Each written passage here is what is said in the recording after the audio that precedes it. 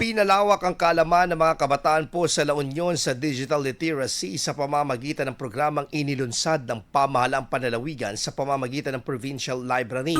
Layunin ng programa na mabigyan ang mga kabataan ng mahalagang kaalaman at kasanayan sa ligtas at responsableng paggamit ng digital platforms.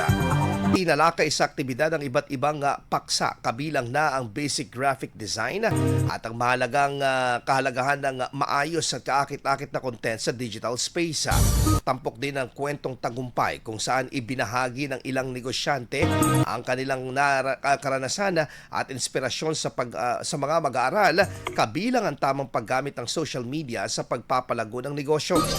Nagkaroon din ng hands-on workshop na nagbigay ng karagdagang kasanayan sa mga kalahoka. Ayon sa Pamahalaang Panlalawigan, bahagi ang programa ng patuloy na pagsisikap na palakasin pa ang kakayahan ng kabataan upang maging responsable at produktibong digital citizens.